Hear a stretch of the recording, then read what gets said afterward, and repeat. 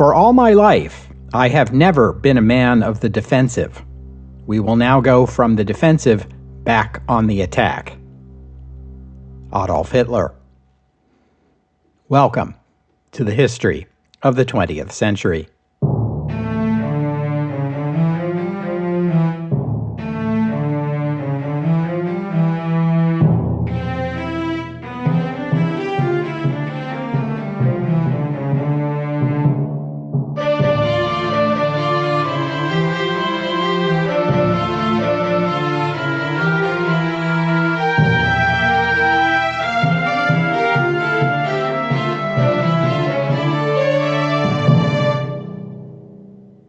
Episode 389, On the Defensive.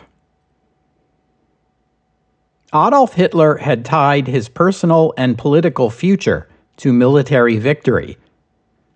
Defeat at Stalingrad shocked most Germans and soured many of them on Hitler's leadership. Hitler understood this intuitively. He became withdrawn. The leader who seemed to thrive on appearances before huge crowds now shunned the public eye. He wouldn't even permit German newsreels to show him on film. As early as November 1942, there were signs of a change. Albert Speer tells a story in his memoirs of Hitler traveling to Munich on his personal train for the annual dinner with the Nazi Party's old fighters. This is the same train trip in which he first received the news that an Allied invasion of North Africa was imminent. I told you about that in episode 378. In happier times, Hitler was fond of appearing at the window of his train at every station stop, so he could wave at the people on the platform. During a stop on this train trip, Speer tells us, Hitler and his traveling companions had just sat down to a pleasant dinner in his personal dining car. White tablecloths, silver flatware, china plates, vases full of fresh flowers, the works. Then a freight train stopped alongside. Hitler and his dining companions gradually came to be aware that the boxcar sitting just outside the dining car window was full of dirty, tired, hungry, and in many cases wounded German soldiers returning from the Eastern Front. They were staring in shock and amazement at the elegant dinner taking place just 2 meters away. When Hitler noticed them, he did not so much as wave or smile at the soldiers. Instead, he signaled one of the servants to close the drapes. Hitler was complaining of insomnia and stomach trouble. His personal physician had been giving him amphetamines to keep up his energy as he plowed through the massive workload he had inflicted upon himself when he took such tight control over the German military. In February 1943, Hitler recalled General Heinz Guderian, the panzer general Hitler had relieved back in the winter of 1941 after Guderian had argued strenuously in favor of allowing the German army to retreat. Now he made Guderian Inspector General of German Armored Forces. When Guderian met with Hitler again, for the first time in 15 months, he was shocked by the Führer's state. He was stooped, he had tremors in his left arm, and his eyes were dull. Even compared to the Hitler of 1941, he was temperamental, unpredictable, and prone to outbursts of furious rage. Hermann Göring remarked that 3.5 years of war had aged Hitler 15 years. The man who had loved music and listened to it every day put away his phonograph records after the defeat at Stalingrad. Propaganda Minister Joseph Goebbels attempted to step into the breach, giving his own rousing speeches and publicly pushing a plan for total war, a renewed German commitment to victory. Privately, he complained that Hitler's withdrawal from public appearances was making his job much more difficult. By March, the Wehrmacht had been able to stabilize the situation on the Eastern Front along a line only slightly different from what it had been a year earlier. All the planning, effort, and losses of soldiers and equipment in 1942 had left the German army right back where it had started. In North Africa, the combined forces of the German and Italian armies were still holding on to about half of Tunisia. In February, Rommel had been able to bloody the Americans at the Kasserine Pass, but Bernard Montgomery's 8th Army had taken Libya, and they were approaching the fortified border between Libya and Tunisia. Rommel felt he had no choice but to hope he had done enough and discontinue operations against the Americans in the west, so he could bring his forces back to the coast to prevent Montgomery breaking through into Tunisia from the south and east. Rommel's easy victory led him to underestimate the Americans. They were carefully studying their defeat and applying the lessons learned. The U.S. Second Corps got a new commander, General George Patton, who brought a new esprit de corps to his command. On March 6th, Rommel led 5 German divisions and 9 Italian divisions into an attack against the lead elements of the British 8th Army, hoping to disrupt their advance into Tunisia. But powerful British artillery strikes broke up the Axis attack, while another attack westward into British, American, and French forces advancing from Algeria suffered heavy losses for minimal gain. The twin defeats persuaded Rommel that Africa was a lost cause, and that the only recourse was to withdraw. He flew to Italy for talks with the Italian Supreme Command, but was unable to convince them. So he went on to the Werwolf, Hitler's headquarters in Ukraine, to meet with the Führer and attempt to persuade him. Hitler rejected Rommel's advice. Instead, he relieved the general of his command in North Africa, placing him on sick leave. Goebbels at last persuaded Hitler to give a speech on March 21st. The speech he delivered was a mere 10 minutes long, and he read the words from a prepared manuscript in a flat monotone. So little had the public seen or heard from the Führer that rumors began to circulate that Hitler had had some kind of mental breakdown and was being kept under wraps at the Berghof, his vacation home, while the man who had given that speech was an imposter. Hitler finally relented and allowed films of him to be included in German newsreels once again. Germans could now see for themselves that the Führer was still in command, but even on film he came across as aged and worn out. No one likes to be on defense. When we play tabletop games like chess, most of us prefer to play offensively. We attack whenever we can. We defend only when we must. Adolf Hitler was no different. The quote I read to you at the top of the episode could have come from this moment, the spring of 1943. In fact, he said it in the spring of 1945. In the spring of 1943, he was telling his generals that Germany would go back on the offensive as soon as the Rasputitsa was over. But even Hitler knew that a full offensive up and down the line was no longer feasible. Even an offensive on the scale of last year's Plan Blue was out of the question. Hitler and his generals studied maps of the front line, where there was one and only one obvious target for a 1943 offensive. You'll recall that after the fall of Stalingrad, the advancing Red Army had taken back Kharkov and Kursk. A German counteroffensive had retaken Kharkov, but Kursk was still behind the Soviet line. Kursk was, in fact, in the middle of a Red Army salient, about 200 kilometers wide and sticking about 150 kilometers into German-controlled territory. Hitler delegated the planning of this much more modest offensive to his new chief of staff, Kurt Zeitzler. On April 15th, Hitler issued the order to prepare for what was labeled Operation Citadel. Wehrmacht units were told they should be prepared to execute the offensive on 6 days' notice. Unlike Barbarossa or Plan Blue, not even Hitler claimed Operation Citadel would deal the Soviet Union a decisive defeat. The best the Germans could hope for was to inflict heavy losses on the Red Army, heavy enough to preclude any possible Soviet counteroffensive. Otherwise, Hitler and his top military leaders kept telling themselves that the losses they had been inflicting and would continue to inflict on the Soviet Union would eventually bring the country to the breaking point. They hoped that a new generation of tanks, just beginning to arrive at the front, would give Germany a decisive edge, and that an encirclement of Kursk would deliver hundreds of thousands more Soviet POWs, who were much needed as slave labor, necessary to keep the German arms industry operating. The problem with attacking an obvious target is that the target is also obvious to your enemy. On the Soviet side, Georgy Zhukov did foresee something like Operation Citadel.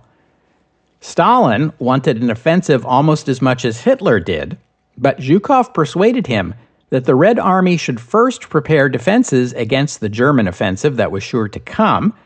Then, after they beat back that attack and exhausted the Germans, then would be the time to move forward.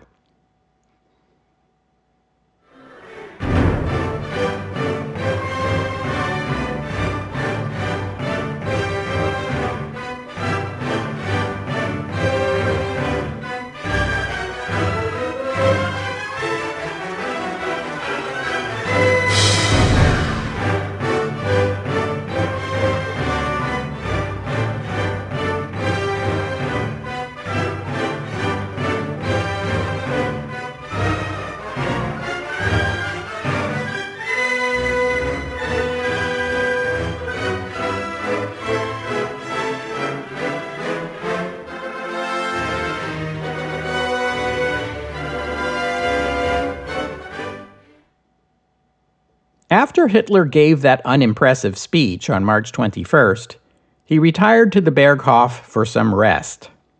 Did I say rest? He had some important diplomatic work to deal with.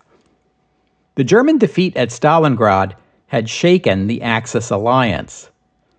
The governments of Finland and Bulgaria were looking for ways to distance themselves from Germany.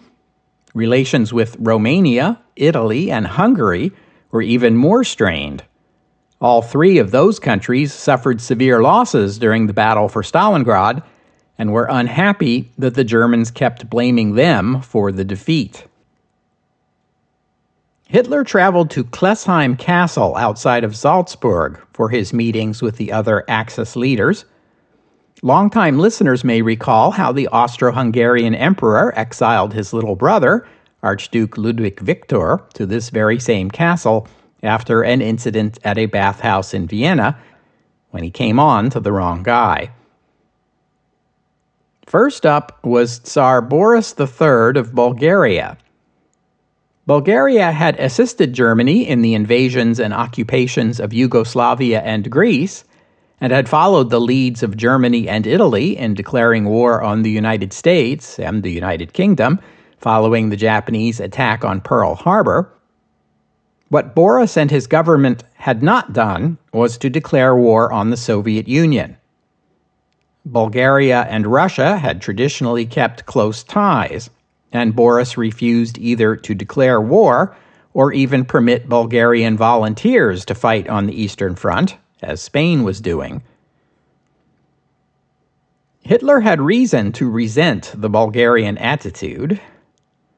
Back in November 1940, Germany had negotiated an agreement between Bulgaria and Romania, under which Romania was forced to cede southern Dobruja, formerly Bulgarian territory that had been seized by Romania during the Second Balkan War in 1913, episode 71. But this German favor came with a price. Bulgaria was compelled to pass legislation restricting the legal rights of its small Jewish minority, about 50,000. Then Bulgaria gained territories taken from Greece and Yugoslavia, again with Germany's blessing. After the Wannsee Conference, Jews in Bulgaria were forced to wear yellow stars. But these moves to restrict the rights of Jewish Bulgarians did not go over well in Bulgaria. Politicians, writers, and clergy from the Bulgarian Orthodox Church spoke out against these measures. Then in early 1943, the Germans began to press Bulgaria to deport Jews under Bulgarian rule to the Treblinka murder camp. In March, just before the Tsar's meeting with Hitler, Bulgaria voluntarily turned over more than 11,000 Jews resident in the new territories it had taken from Yugoslavia and Greece. When Bulgaria had seized these territories, it had decreed that all their residents were now citizens of Bulgaria. But that decree did not extend to Jews. Bulgaria was willing to deport those people, but balked at expelling Jewish Bulgarians who lived within the country's pre-war borders.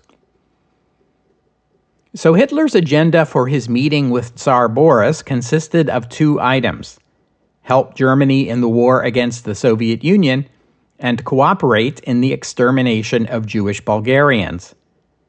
The Tsar resisted getting involved in the war.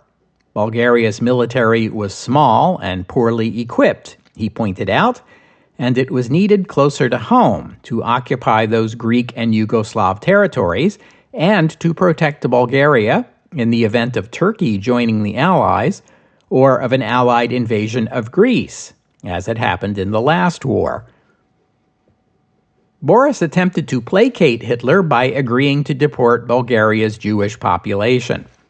But the promise was a hollow one. Once the Bulgarian government began rounding up Jewish Bulgarians for deportation, the outcry within Bulgaria persuaded Boris and his government to a change of plans. Jewish people were instead deported to camps within Bulgaria, where able-bodied men were conscripted to forced labor in the countryside, building roads, laying railroad track, and such. This gave the Bulgarian government an excuse to use on the Germans. Bulgaria could not afford to lose these people's labor. Jewish Bulgarians never were deported to the German murder camps. They may have lost their homes and property and were forced to live in harsh conditions, but at least they survived. Next up for Hitler, on April 7th, was Benito Mussolini. This one was the most important meeting, as Italy was Germany's most important ally. Things were not going well for Mussolini in Italy. The Italian army in Russia had taken heavy losses from the Red Army's Operation Little Saturn. The few survivors had limped back to Italy, leaving almost 90,000 Italian soldiers behind, dead, missing, or captured. Mussolini's decision to involve Italy in Germany's war against the USSR was never popular back home, and it was even less popular now. And that's before you consider the ugly situation in North Africa. A mere 6 months ago, Axis forces had driven deep into Egypt, and the fall of Alexandria seemed assured. Now Libya was lost, and Axis forces were barely holding out in Tunisia. And the Allies were now bombing targets in Italy. Food shortages triggered strikes throughout Italy's industrial north. The Italian military and the Italian aristocracy were grumbling. Something had to be done. Mussolini attempted to get in front of the political unrest on February 6th when he sacked his cabinet. In particular, he dismissed his justice minister, Count Dino Grandi, and his foreign minister and son-in-law, Count Galeazzo Ciano, both of whom had been pressing him to consider a separate peace with the Allies. Grandi and Ciano were each thought of as possible successors to Mussolini, but that now seemed off the table, though Ciano was given consolation in the form of a posting as Italy's ambassador to the Vatican and given a seat on the fascist Grand Council. Remember that, because it's going to be important later.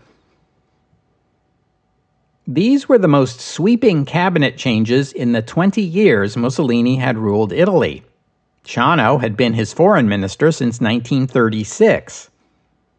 The goal of these moves was to reassert Mussolini's authority over Italian government, and at the same time give the public at least the appearance of a shift away from the government's more unpopular policies. Hitler was sufficiently concerned about the shaky political situation in Italy to send his own foreign minister to Rome. Ribbentrop met with Mussolini and reiterated Hitler's position that there would be no negotiations with the Allies.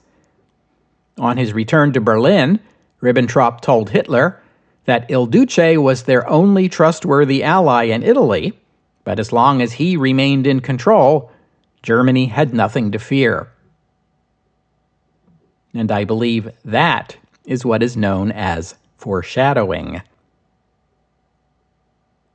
It was for this reason, the need to shore up Mussolini's position in Italy, for Germany's sake, that led Adolf Hitler to oppose any talk of withdrawing from North Africa, even though by April, when Mussolini came to Salzburg for their meeting, it was becoming clear that their armies would not be able to hold on to Tunisia much longer.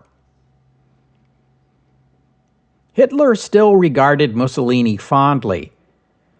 He spent the evening before their meeting at the Berghof, sitting with his guests before the fireplace in the Grand Hall, and reminiscing about his visit to Italy in 1938.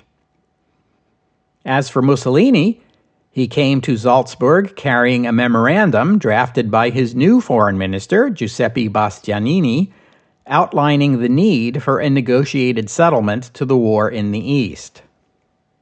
Before leaving, he had promised Bastianini that this meeting would be different. This time, he would stand up to Hitler and press the case for peace talks. This meeting was not different. For 4 days, Hitler talked and Mussolini listened. The Italians went home disappointed, though Hitler bragged afterward that he had stiffened Mussolini's spine and strengthened Italy's commitment to the war. After Mussolini left for Rome, Hitler next met with Hungary's Miklos Horthy, the admiral of a nation that had no navy, who served as regent to a kingdom that had no king. Horthy was no fascist, though he was a right-wing nationalist and a self-described anti-Semite. He ruled a small state wedged between two much larger and more powerful nations. For its own safety, Hungary had to align with one of them. Horthy had judged Germany more friendly to Hungary and its interests than the USSR. Remember, there had been a communist uprising in Hungary after the last war, which Horthy had helped put down. He never trusted the communists in the Soviet Union and saw in Hitler an ally against them. The choice to align with Germany had paid off handsomely for Hungary. Germany had rewarded Hungary with territorial concessions that had undone many of the losses Hungary suffered under the hated Treaty of Trianon.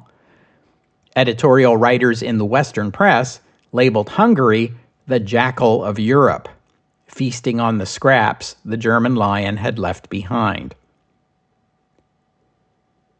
Like Bulgaria, Hungary had conceded to German pressure and enacted laws that limited the legal rights of Jewish Hungarians and made them liable to forced labor. Also, like Bulgaria, when Hungary annexed new territories, it did not grant Hungarian citizenship to the Jewish residents of those lands and had been willing to turn over to the Wehrmacht and the SS tens of thousands of Jewish people within Hungarian borders who were not Hungarian, residents of the new territories, and Jewish refugees from Nazi persecution. But again, like Bulgaria, there was strong political opposition to deporting Hungary's 800,000 Jewish citizens, who, in the aftermath of Operation Reinhard, now constituted the largest surviving Jewish community in Axis Europe. Like the Italian army, the Hungarian army in the Soviet Union had suffered terrible losses during Operation Little Saturn. About 100,000 soldiers killed and 60,000 taken prisoner. These were heavy losses for such a small country, proportionately much worse losses than Italy or Germany had taken. The Hungarian public, who were never all that enthusiastic about invading the Soviet Union in the first place, were now more than ready to quit the war. In their meeting, Hitler told Horthy that Hungary's Jewish citizens were responsible for Hungary's low morale and pressed for them to be deported. Horthy was no more enthusiastic about this idea than Tsar Boris had been. He recognized the risk of the Allies winning the war and judged further cooperation with Germany to be imprudent. Within a few months, Hungarian diplomats would be sounding out the Western Allies about a separate peace. Hitler's next meeting was with Norway's Prime Minister, Vidkun Quisling. A year ago, with German assistance, Quisling had set himself up as PM of a one-party state modeled on Germany, and he was angling for a peace agreement with Germany that would preserve Norway's independence in exchange for Norwegian war support. Quisling's government cooperated in rounding up and deporting Norway's small Jewish community in the hope Hitler would reward Norwegian cooperation with independence. After some preliminary talks, the Germans dismissed that idea on the grounds that discussion of the post-war status of Norway had to be deferred until the war was over.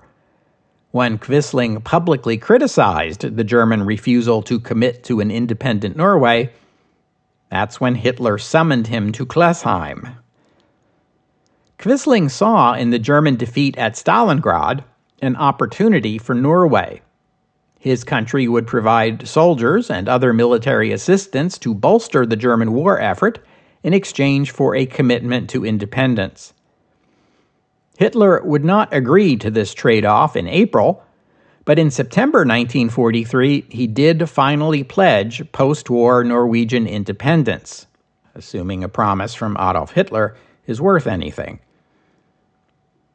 After Quisling, Hitler met with Josef Tiso, the Catholic priest who was president of the Slovak Republic.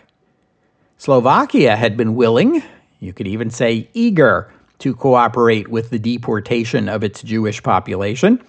The Slovakian government even paid for the deportees' train tickets.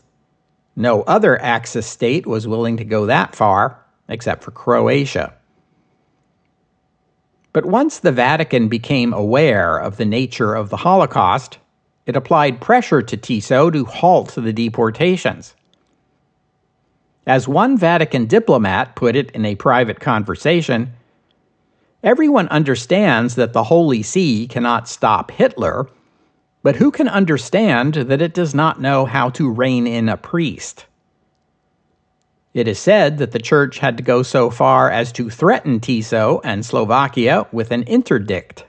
But Tiso eventually got the message and suspended the deportations, though not until after 3/4 of Slovakia's Jews were already dead. Hitler pressed Tiso to resume the deportations. Like Horthy and Tsar Boris, Tiso agreed, but dragged his feet. After Tiso came Ante Pavelić, fascist dictator of the Croatian puppet state created by Germany and Italy after the defeat of Yugoslavia. In the case of Croatia, its willingness to cooperate with the Holocaust was not in dispute. Rather, Croatia presented the opposite problem. The excesses of the Pavelić regime, which was slaughtering Serbs living in Croatia and terrorizing its political opponents, were getting so extreme that even ethnic Croats, who had at first applauded the creation of a Croatian state, were beginning to feel nostalgia for Yugoslavia. Even the Nazis thought Pavelić was going too far. Some in the German government were urging Hitler to depose him and put Croatia under German military rule. Hitler wouldn't go that far, but he did agree to send SS units into Croatia to help keep the peace. After meeting with Hitler, Pavelić agreed to put Croatian military and paramilitary units under German command. Last but not least, French President Pierre Laval made the trek to Salzburg to meet with the Führer. The last time we met Laval, he was serving as deputy prime minister in the Pétain government, but Pétain dismissed him in December 1940 for cooperating too closely with the Germans, which tells you something. In April 1942, Pétain brought him back as prime minister. Laval had been an enthusiastic supporter of Germany, telling the French public that the alternative to a German victory in the war would be communism reigning supreme across Europe. With the Allied invasion of North Africa and the German and Italian occupation of all of France, the government in Vichy had little left to offer Germany. But there was one concession Hitler still wanted from the French: a formal declaration of war against Britain and the United States as retaliation for their violation of French neutrality. But this went too far even for Laval. He would not agree. By the time Laval boarded the train for his return to Vichy, it was becoming clear that what was left of Axis-controlled Tunisia would fall to the Allies any day now. The Allies had massive air superiority and inflicted heavy casualties on the Luftwaffe, while Royal Navy ships operating out of Malta prevented Axis travel to or from Africa by sea. There was no way to ship supplies or reinforcements in. There was no way to evacuate the soldiers already there. On April 22nd, the Allies began an offensive to capture the two remaining Axis-held ports of Bizerte and Tunis. The final assault began on May 6th. The following day, British tanks rolled into Tunis, and hours later, American infantry marched into Bizerte. After these defeats, German units began surrendering en masse. The Italians vowed to fight on until May 12th, when Mussolini ordered them to surrender. The following day, the last of the Axis defenders laid down their arms. For the first time since Italy entered the war, there were no Axis military forces anywhere between Casablanca and Alexandria. Axis losses in Tunisia were comparable to those at Stalingrad, which had surrendered just 3 months earlier. In Stalingrad, the Axis had begun the battle with upward of 250,000 soldiers, while in Tunisia it was upward of 300,000, and in both cases we're talking about losing experienced, battle-hardened soldiers. At Stalingrad, only 90,000 survived to be taken prisoner. At Tunis, 250,000 were taken prisoner. On the Allied side, British and Commonwealth forces lost about 16,000 killed or missing, 22,000 wounded, while the U.S. and French forces each lost about half of those numbers. The Axis lost 12,000 killed or missing. The Luftwaffe was down more than 1,000 planes it could ill afford to lose. The comparison to Stalingrad was irresistible, and many were making it. Some Germans compared it to Dunkirk, or spoke bitterly of Tunisgrad. The analogy was an apt one. In both cases, Hitler's refusal to allow retreat had led to a military disaster. The order to reinforce Tunisia had cost the Western Allies 6 months of time and kept the Mediterranean closed to Allied shipping for the same period, but that's pretty small beer when compared to the price the Axis had to pay. As Allied soldiers were advancing on Tunis, Hitler was in Munich, conferring with his Eastern Front commanders on the date to begin Operation Citadel. Now, Germany had only one shot at a 1943 offensive, and the points of attack were pretty obvious. Germany's best hope for a successful outcome would therefore be to surprise the Soviets by attacking earlier than expected. That would mean early June at the latest. Late May would have been even better. Hitler rejected those dates and delayed the offensive until the end of June, justifying this by pointing out that the extra weeks of prep time would allow for larger numbers of Germany's newest tanks, the Panthers and the Tigers, to participate. This would not be the last time Hitler ordered a delay to Operation Citadel. Hitler went on to Berlin, complaining to Goebbels after his arrival that his so-called vacation at the Berghof had been anything but. On the day Tunis fell, Hitler spoke before a meeting of regional Nazi Party leaders. He said not a word about North Africa, but talked at length about the Eastern Front, hinting that a new offensive was in the works and expressing optimism. He also had some words of praise for Stalin and communism. Stalin's purges had cleared away his opponents in the Red Army Officer Corps, while the communist innovation of commissars in the army to supervise its officers for political loyalties was a sound one. Hitler pondered the possibility of Nazi Party officials supervising his commanders, who frequently resisted following his orders and lacked an appropriate National Socialist attitude.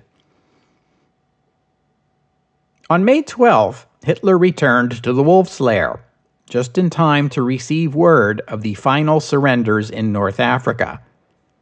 It was now time for him and his commanders to consider the possibility of Italy quitting the war. Military planners drew up plans for Operation Constantine, a German occupation of Italian-controlled territories in the Balkans, and Operation Alaric, a German occupation of Italy itself. If the Western Allies' next move was into southern Italy, which now seemed likely, Hitler insisted they be engaged as far from the borders of the Reich as possible, and arranged for some of the army's best units to be withdrawn from the Eastern Front to defend Italy, should that prove necessary. Germany was suffering setbacks on other fronts as well. U-boat losses in the Atlantic were on the rise, and Allied bombers were turning German cities into rubble. Joseph Goebbels and other leading Nazis made it a point to visit the bombed cities, offer comfort to the victims, and promise revenge.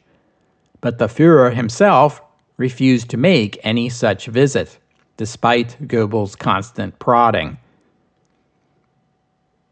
There was no denying it. The past 6 months had been very bad for Germany. Something had to change, and it had to change soon.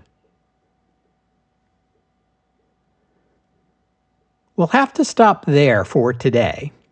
I thank you for listening, and I'd especially like to thank Harry and Max for their kind donations, and thank you to Liam for becoming a patron of the podcast. Donors and patrons like Harry and Max and Liam help cover the costs of making this show, which in turn keeps the podcast available free for everyone always. So my thanks to them, and to all of you who have pitched in and helped out. If you'd like to become a patron or make a donation, you are very welcome. Just visit the website historyofthe20thcentury.com and click on the PayPal or Patreon buttons. As always, the podcast website also contains notes about the music used on the podcast, which is sometimes my own work and sometimes licensed, but most of the time the music you hear here is free and downloadable. If you hear a piece of music on the podcast and you would like to know more about it, including the composer, the performers, and a link to where you could download it, that would be the place to go. And while you're there, you can always leave a comment and let me know what you thought about today's show. The end of the year holidays are upon us, so it's the time of year when I remind you that donations to and patronages of the history of the 20th century make the perfect holiday gift for me. You never have to worry if it's the right size or the right color or if it's to my tastes, and I promise you it will never be returned. Now, I recognize not everyone has a patronage or a donation in the budget, and if that's the case, might I suggest a rating and review that would help the podcast find new listeners? That would make a nice present, too. Or maybe you can recruit a new listener yourself, someone in your life who might enjoy the podcast. And as always, my thanks to you for being a listener. Where do we go from here? The Second World War continues, and I've got more episodes about German and Japanese atrocities in the pipeline. Maybe I'm sentimental, but just before Christmas doesn't strike me as the right time of year to bring up that sort of topic. So I'm going to hold off, at least until the dark days of January, to talk about mass murder. We'll still be talking about the war next week, but at least the deaths will be soldiers and not civilians. That's not much to offer, but it's the best I can do, given that we're in 1943. As is my custom, I'm also going to release a special Christmas episode on the 25th. This episode is my gift to you, my listeners. In years past, I've used these Christmas episodes to talk about scientific topics, and I think I'll do that this time as well. But again, this being 1943, the obvious science topic is the atom bomb project. So I'm going to talk about that. And I'm going to tell you things about atom bombs that would have gotten me arrested and quite possibly executed for treason if I had put them into a podcast 75 years ago. And if there had been podcasts 75 years ago. That's for Christmas. But in the meantime, I hope you'll join me next week here on the History of the 20th Century as we look at the Allied invasion of Sicily. Operation Husky, next week, here on the History of the 20th Century. Oh, and one more thing. On April 27th, General Walter Model, whose Ninth Army would spearhead Operation Citadel, met with Hitler to discuss his misgivings. Intelligence reports from the front indicated that the Red Army had built strong defensive positions at the neck of the Soviet salient, just at the places where the German offensive would strike. The Red Army was also marshaling its own armored formations, probably in preparation for an offensive of their own. Model gave Hitler the same advice Zhukov had given Stalin. Instead of beginning an offensive, the German army should hold position and prepare to destroy the Soviet offensive once it began. Hitler considered this advice, but ultimately rejected it.